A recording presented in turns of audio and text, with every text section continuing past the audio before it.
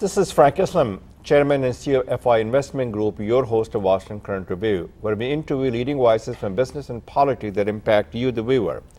Today, we're fortunate to have a guest who's a dear friend who also represents my district in the state of Maryland, Aruna Miller. Thank you for having me, Frank. How you been? I'm doing terrific.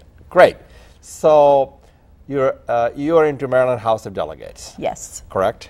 So what do you do there? Tell us the audience a little Well, bit. thank you. So the most important thing I do is to be able to serve the people. In fact, I've been serving the people of Maryland for 7 years now.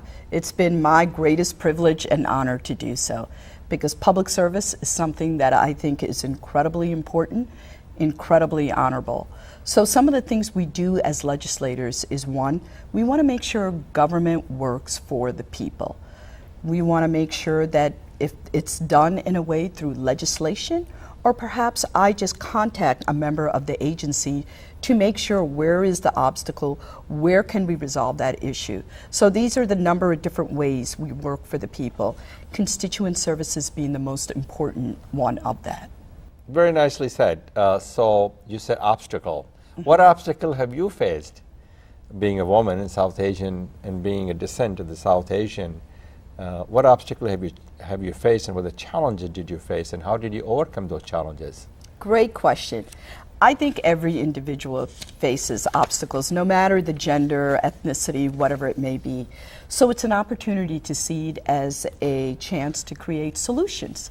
So as a woman there in the General Assembly, I can tell you that right now, 1 year ago, I was the president of the Women's Caucus. So in the General Assembly of 188 members, about 60 of us are women. So that's about 31% of the Which population. isn't bad. It isn't bad. Maryland ranks It does number not 10. still reflect the population, though. Right. It is But not it reflected. still is pretty good. It is. We rank number 10th in the nation for the highest percentage of female legislators in state legislature. So having 60 women there makes it a little bit better for us as any individual to move forward. Now, as a South Asian, we have 8 Asian Americans there. Is that right? Yes, we do. So we're very proud of the diversity that we're bringing there. So again, when you have a greater circle of people that resemble your gender, your ethnicity, your background, that's, you know, an opportunity to work with others and come together on issues that you share in common. So is diversity a strength to our nation? Absolutely. Why? Well, I think we're hearing a lot of diversity, if not just because of color or creed, diversity of the Right. ideas, gender. There's Ideas. many things that comes that's a part of the diversity. Absolutely. It's got to do with your professional background, your life experiences, everything that you bring. Because, Frank, I think when we move together as a nation, particularly here in the United States, by 2040, 2050, it's said that the landscape is going to change. There will be no majority race. It's going to be majority-minority country. So that means the challenges that we face ahead of us, you're going to have to bring people who come with different ideas, a different perspective you bring to the table. That's the way we'll be able to address the challenges of the 21st century. Well, obviously the views that you share is not shared by this administration. Their views are desperate and distorted and misguided and misinformed. Couldn't agree with you more. So the question is, do you think that the Trump effect has anything in terms of you being a member of the House of Delegates in Virginia, and how do the people vote? Well, certainly the national politics does trickle down to the local level. In the past, probably in the 60s and back before, it was more the other way around. It was the local politics. You started from ground up, and you know it would have an effect at the national level. But what we are seeing right now, yes, national level politics is trickling down to the local levels. Now, there is a lot of partisanship at the national level. On the divisiveness? And the divisiveness, absolutely. But I can tell you at the state level, we don't see that as much. We work with our friends across the aisle, the Republican representatives. Maryland's a small state. You're talking 6 million people. And in the General Assembly, you're talking 188 members that all come from different parts of Maryland, from rural to urban, different genders, different ethnicities, different races. and we come together and we make it work. And you move forward together. Exactly. Because you're stronger together. Absolutely. And that's where you can help shape a better future for America and for this state. Absolutely. And that's where much of the legislation and progress is taking place at the state and local levels. We're hitting gridlock at the national level, too much hyper-partisanship, and that's a problem. Well, obviously in the state of Maryland, I want to concentrate on the next topic, which I think is important to the audience as well. The state of Maryland has a governor which is Republican, but the majority of the House and Senate is mostly Democrats, correct? Yes. So that is the gridlock right there. It is. It is. And it's about working together. Yes. The people of Maryland... Is finding the common ground. Exactly. They elected a Republican governor, but they wanted to make sure you have the balance with the Democratic legislature. And that is the balance. So, Aruna, what has been your accomplishment? As we all know, and that's a public knowledge, and I'm so proud that you are running for the House seat that's vacated by John Delaney, who Yes. happens to be also my congressperson. And he's going to do something better and brighter. I don't know what that is, but he is. I guess he's going to run for the president of the United States. So that's what the rumor is. That's what the rumor is. So the question is, A, what have been your accomplishments so far as a member of the House of Delegates? What do you intend to do when you do become a congresswoman? Okay. And why are you running it? And what motivates you to run? That's a lot of questions, Frank. Sure. So let me start off by saying, once again, the greatest privilege of my life has been to be able to serve the people of Maryland. Yes. So some of the accomplishments that we worked together in the General Assembly together, we were able to pass marriage equality, we were able to pass the DREAM Act, we were able to get rid of capital punishment. So there are numerous things that we've done, including some of the strongest gun safety laws in the nation. These are things that I'm so proud of, that I work with, my colleagues across the aisle and across the state. And that's where you will but remember, the constituency that you have is very, very, what I consider, they have a little bit of a cash. Sure, okay. They're not your typical middle class also, but there are some of them. I mean, they're very privileged in some cases. So the question is, what are your thoughts on creating a job, building the economy, and so on and so forth for your constituency? If you do become a member of the Congress, what do you intend to accomplish when you get there? Okay, you nailed it right there. I think the most important thing, no matter where you go in the country or in the state of Maryland, jobs, jobs, jobs. That's how you get your empowerment. Your economic empowerment comes from that. So how are we going to create jobs? I think there's a lot of rhetoric at the national stage that the president is basically saying the reason why manufacturing jobs and other jobs are lost is because of immigrants taking them away. They're completely unjustified and misguided. Absolutely. It's not because of immigrants. It's because of technology. Technology has displaced these automated jobs that manufacturing jobs rely on. But it's an opportunity when you have technology coming in to create new jobs. Why don't we concentrate on green energy? Concentrate on wind energy, solar energy. These are jobs that can be created here in the United States. So I think we need to take a look at jobs two different pathways. One is we have to look at it from the standpoint, it's got to be vocational opportunities.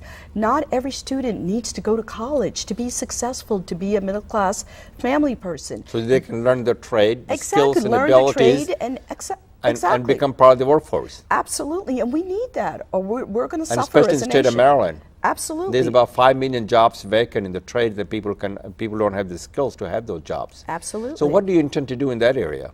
Vocational training. I think we need to invest in high schools. We need to make sure that high school students have an opportunity to go and service, apprenticeships in particular fields. And go to community colleges? Community colleges is a wonderful way to set that up. And so that's one way. The other way is the college course. So where do we focus our pipeline of workers? STEM. I cannot emphasize how important STEM for science, technology, engineering, math. Exactly. Okay.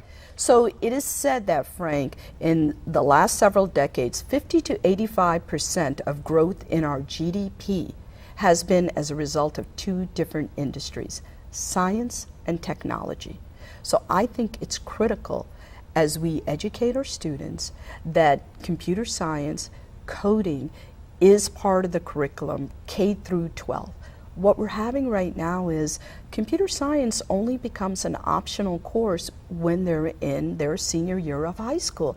And I think that's much too late to be able to capture the passion of students wanting to have a career in this field. So we need to introduce coding in kindergarten all the way through 12. Not everyone can learn the coding and become a programmer, obviously. No, but technology is something, Frank, as we move forward, you're going to be either a user of it or you're going to be a producer of it. So the better you understand how that was created, the better we work together as a nation. And you can be a technician working on cars. You still need to use a computer and understand how it works.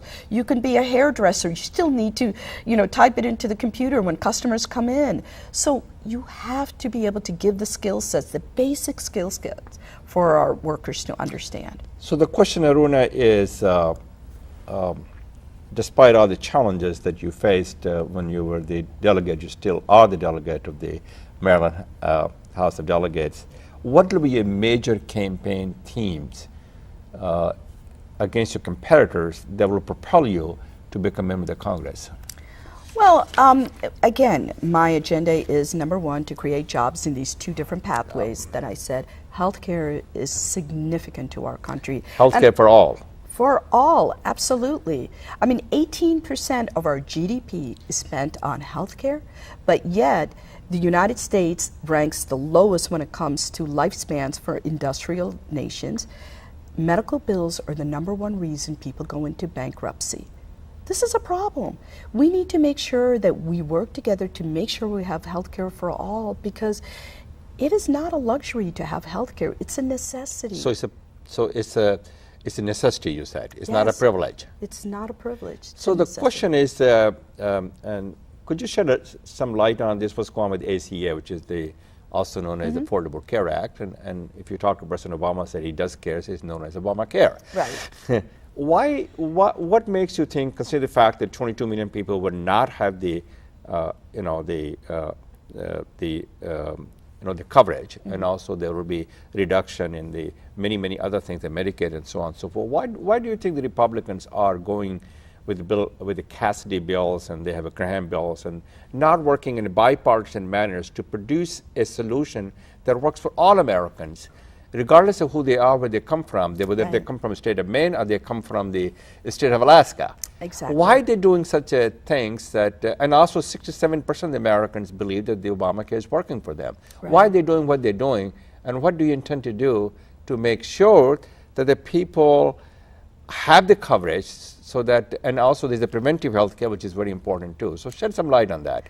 Well, I couldn't begin to understand why they're against this, but what's interesting, Frank, is here they have the executive branch, the Senate, the House. They all have yeah, one party, which is exactly. So you'd think they'd be able to coalesce together, come up with a bill, not just repealing it, but how about working on making it better? Yeah, not repealing it. How about just basically not replacing it, but Right. repairing it? Repairing it, exactly. What's interesting, Frank, is for the past 8 years, when President Obama was in office, the Republican Party didn't talk about how they can make the ACA better when it was passed in 2010. Instead, their whole focus was trying to make President Obama a one-term president. So they put all their energy into fighting against something rather than moving towards something that could be good for the American people. And I think that's why they're behind the 8 ball right now. Now they want to make sure that all that rhetoric they built up in the previous years, yes, we're going to repeal it, that's not the solution. Work towards making it better. I don't disagree with them that the ACA isn't perfect right now. Yeah, nobody disagrees with them. But it's about working together, reaching across the aisle, and making it better for all Americans. So obviously you cannot read their mind, and I cannot read their mind. There must be something there that they're doing it in order to appease their constituency, and they still get reelected. Right. Well, So that's a mystery to all of us. okay, so, well, here's what it is. How that happens is because we have extremists on the parties that are being elected. So how did we get there? Well, gerrymandering, redistricting. When you have politicians drawing lines, so it's the politicians picking the voters instead of the voters electing the politicians, you're going to create this partisanship where it's way to the right. You're not going to elect people that are middle of the road, that they're the liberal Republican or the conservative Democrat. The Republicans are liberal? I didn't know that. No. What I'm saying is, that to get to the middle of the, you're absolutely scale. right. So the question to you is, when you get to the Congress, and I hope you do, what cause do you will champion for your constituency and for the people of America? Well, again, I'd like to go talk back. about the jobs, healthcare. economy. I think that's very important, and focusing in education on STEM, particularly early childhood education. Get through Frank. 12 education. No, early childhood. Early childhood, So yep. even pre-K, because studies have shown that the most formative years of a child is between birth and 5 years. So we need to be able to harness and capture that moment. People will say, well, that costs a lot of money. And you know what? My comeback to that is, it also costs a lot of money when you don't invest in our children, who are the future of our country and our nation, and you have students that are not getting through high school, particularly African Americans and Hispanic males, it's not just who end up in prison. That is also true. The socially economically disadvantaged. Exactly. Those are the people that are left behind. Exactly. And we need to focus on that. Sending our people to prison costs a lot of money too. And it's terrible. That's not the type of, we don't want to create a school to prison pipeline. We want to make sure we capture the kids as soon as we can. It's a great thing. Not only can we be able to educate them sooner and be ready to hit K through 12, but it's also, we live in a nation now, it's dual income families. It's a great opportunity for parents not to have to struggle with daycare as well. Now they get to send them to school a little earlier, where they know that they're being educated, they're in safe environment. So it's a win-win altogether. You talked about the Democratic Party, and do you think the Democratic Party has a unified, appealing message that resonates well with the people? I will say, Frank, that is something we struggle with quite a bit. And I think we're not a good salespeople, you're saying? Well, I think so the messaging Republicans we need to good, be a little better at. Yeah, Republicans are good in messaging. Yes. Republicans are good salespeople, and they have been talking about repealing and replacing these things about Obamacare for 7 years. They haven't done anything. They have great sound bites. They do. Right. But here's the thing, though. So you Democratic Party, we have a big tent. We're trying to address issues that affect many, many people. And I think it becomes challenging for us to really be concise and crisp about what that message is. And appealing. And appealing. And I think another thing we need to do is we need to go to rural America, working class America, and tell them it's the policies of our party that really help you. So we need to be out there talking to them. We cannot ignore them. And I would like to see our party move in that direction. Very well said. So my question to you is looking at the audience and saying that you're running for the Congress. Mm-hmm. Why are you running for the Congress? How do the people get hold of you? Why they should be politically engaged? And how do they financially contribute to your campaign? Okay, well, great questions. So the reason why I am running for Congress is I've had the honor of representing the people of Maryland's District 15 for 7 years. The people here have trusted in me, believed in me, and voted for me for 4 times, 2 times in the primary, 2 times in the general ballot. And I'm grateful for their support, and I look forward to serving them again.